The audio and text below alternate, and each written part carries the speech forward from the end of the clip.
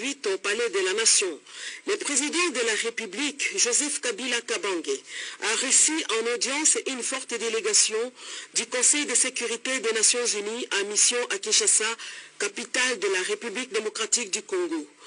Conduite par M. François Delattre, représentant permanent de la France, elle était constituée de 15 diplomates, parmi lesquels Mme Leila Zeroui, représentante spéciale du secrétaire général en République démocratique du Congo et chef de la MONUSCO. Les chefs de l'État et ses interlocuteurs ont abordé des questions relatives à la paix, la sécurité, la stabilité des institutions et le processus électoral, dont le point culminant sera l'organisation des prochaines élections présidentielles, législatives et locales le 23 décembre 2018. Au cours de cette rencontre, la délégation onusienne a apprécié les progrès réalisés au Congo sous la houlette du président Joseph Kabila et elle a par ailleurs exprimé sa volonté d'accompagner la RDC afin de relever ensemble d'autres défis. Le Conseil de sécurité donc sort d'un entretien important et approfondi avec le président Kabila, que nous remercions collectivement d'avoir pris de son temps pour ce faire. Cet entretien a naturellement été un moment fort, et sans doute le moment fort de la mission du Conseil de sécurité à Kinshasa. Ce que je peux vous dire, c'est qu'avec mes collègues du Conseil de sécurité, nous avons marqué la volonté du Conseil d'accompagner la République démocratique du Congo sur le chemin de la paix, de la stabilité et de la prospérité. Les élections du 23 décembre marquent une opportunité historique sur ce chemin. Elles ouvrent en effet la voie à une première transition démocratique et pacifique du pays. C'est pourquoi il est crucial que les élections du 23 décembre soient crédibles et transparentes et se tiennent dans un climat apaisé. C'est cela aujourd'hui l'objectif central du Conseil de sécurité, en soutien, encore une fois, en soutien à la République démocratique du Congo. Et donc le Conseil de sécurité a salué les progrès importants qui ont été accomplis en ce sens et rappelé les étapes qui sont devant nous pour permettre le succès des élections du 23 décembre et leur conférer ainsi leur pleine portée dans le sens de la prospérité, de la stabilité et de la paix en République démocratique. Présidé par le Premier ministre Bruno Tshibala-Nzenze, les 15 membres du Conseil de sécurité des Nations Unies ont évalué ensemble avec le gouvernement congolais l'état d'avancement du processus électoral en cours. Il était question aussi pour cette délégation de recueillir la vraie information auprès des autorités congolaises. Leila Zeroui, représentante spéciale du secrétaire général des Nations Unies, a félicité la CENI pour le travail abattu dans le respect du calendrier électoral et l'appel à une participation inclusive de tous les parties prenantes au processus électoral. Tout le monde est conscient et reconnaît que le processus est bien avancé. Il n'y a pas de doute que les étapes les plus difficiles, on les a passées. Et je pense qu'il y a eu une discussion très franche, ouverte, où les membres du Conseil de sécurité, chacun du point de vue de son gouvernement, ont manifesté les positions, mais tout le monde était unanime.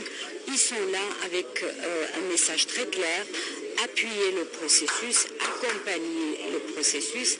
Et donc, c'est quelque chose qu'il faut encourager. Il y a un esprit très ouvert. Nous travaillerons sur ce qui reste à faire, rassembler les Congolais, le consensus, aller ensemble aux élections, veiller à ce que la campagne, ce mois de campagne soit un mois où tout le monde peut se sentir partie prenante. Ici est de rappeler que le gouvernement congolais est plus que déterminé à financer totalement les élections sans l'aide de la communauté internationale. Comme l'a voulu le chef de l'État Joseph Kabila Kabange à la 73e session de l'Assemblée générale de l'ONU, le retrait de la MONUSCO devra être progressif en RDC, Déclaration soutenue par la représentante spéciale de la MONUSCO en RDC. Mais la MONUSCO, c'est normal qu'elle va partir. Est-ce que la MONUSCO doit vivre ici éternellement? Nous voulons que les élections se passent bien, nous voulons que ça se passe, qu'on avance, et nous avons un processus de ce qu'on appelle l'exit stratégie, la stratégie de sortie, pour travailler avec le gouvernement et faire une sortie qui sera un succès. Nous avons passé 20 ans dans votre pays.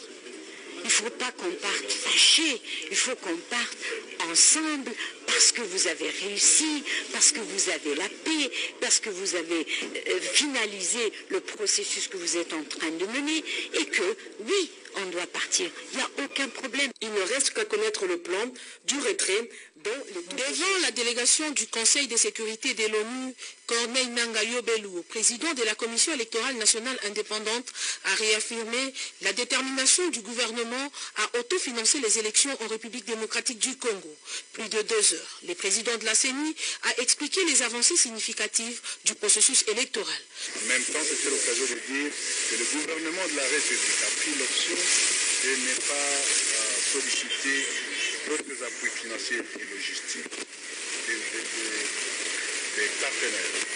Mais c'était l'occasion pour les conseils de sécurité de manifester et de dire le fait que la présence de la MONUSCO est là et qu'elle est toujours prête en cas de besoin. Nous sommes ouverts et les discussions vont se poursuivre dans ce sens. C'était aussi l'occasion d'échanger sur des questions de l'avancement du processus. Ce qui est noté que le processus avance bien et que le 23 se tiendront les élections. La délégation de l'ONU s'est dit satisfaite globalement de l'évolution du processus électoral. Très bonne réunion avec les membres du Conseil de sécurité qui sont venus s'imprégner et manifester la volonté des Nations Unies d'appuyer les élections. Occasion pour le président de la CENI, Corneille Nangaa Yobelu, de remercier la MONUSCO et les PNUD pour l'appui dans le cadre de la supervision des opérations logistiques, nous dit Marcela Monanteba. Le président de la Commission électorale nationale indépendante, Corneille Nangaa, franchit dès 9h50 les portes de la province du Congo central. Le maire de Matadi, Pati Nzouzi, et la secrétaire exécutive provinciale, CENI Congo central, étaient là pour l'accueillir. Le gouverneur ad intérim du Congo central, Atuma Tubwana, a pris acte de l'arrivée du patron de la centrale électorale sur cette terre.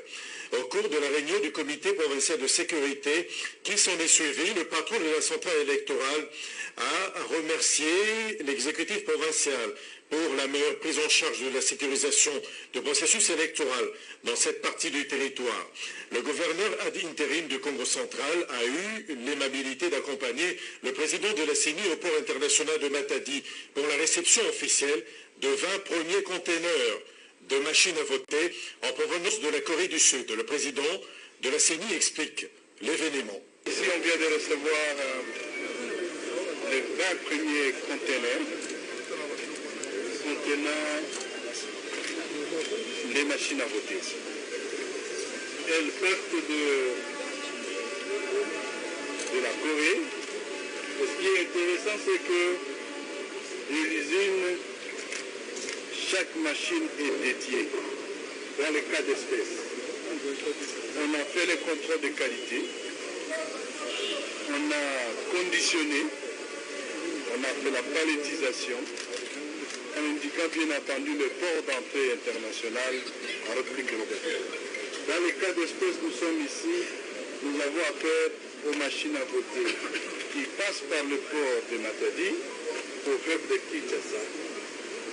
Mais ce sont des machines à voter dédiées à l'entrée. Ils se sont ensuite entretenus avec l'opposition congolaise, qui a de nouveau posé des préalables pour sa participation aux prochaines élections. L'ensemble des leaders de l'opposition congolaise demandait samedi aux 15 membres du Conseil de sécurité des Nations Unies en visite à Kinshasa de ne pas céder au chantage, à la souveraineté du gouvernement sans légitimité de Joseph Kabila. Dans un mémorandum, les opposants demandent aux Nations Unies de reconduire le mandat de leur mission en République démocratique du Congo.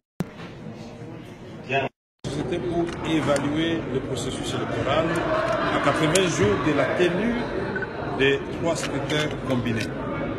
L'opposition a présenté son mémoire où elle a démontré clairement que tel que le processus se conduit maintenant, nous allons droit vers les chaos. Et les raisons ont été évoquées. Parce que nous voulons les élections libres, transparentes et crédibles. Et en ce qui concerne ces élections, vous n'êtes pas sans le savoir que Moïse Katumbi n'a pas été autorisé à ni déposer sa candidature. Je ne vais pas vous rappeler le cas de Jean-Pierre Bemba et des Mouzito qui ont été invalidés de façon arbitraire. Mais nous avons dit, au-delà de tout cela, l'insécurité qui règne à Béni, à Butembo, mais dans les zones qui étaient pourtant sorties des conflits, comme le Nord Katanga et le Kasaï, n'offre aucune garantie d'avoir de bonnes élections car le mouvement des candidats et des populations. Mais au-delà de ces questions sécuritaires, il y a l'instrumentalisation des institutions politiques. Qu'il s'agisse de la CENI, qu'il s'agisse du Parlement, du gouvernement, tout est fait pour inféoder la CENI et que les élections se passent de façon inéquitable. Mais nous avons soulevé des questions majeures qui concernent les scrutins. Machine à voter, fichier électoral qui a 10 millions d'effectifs, la logistique et financement et l'insécurité. Si on lève ces obstacles et qu'on permette et qu'on rende justice aux Congolais invalidés injustement, Jean-Pierre Bemba et Moïse qui n'a pas pu déposer sa candidature, et Adolphe Mouzito, et bien d'autres au niveau des législatives nationales et provinciales, c'est pas trop compliqué car on a un minimum de volonté et surtout de l'amour pour le pays.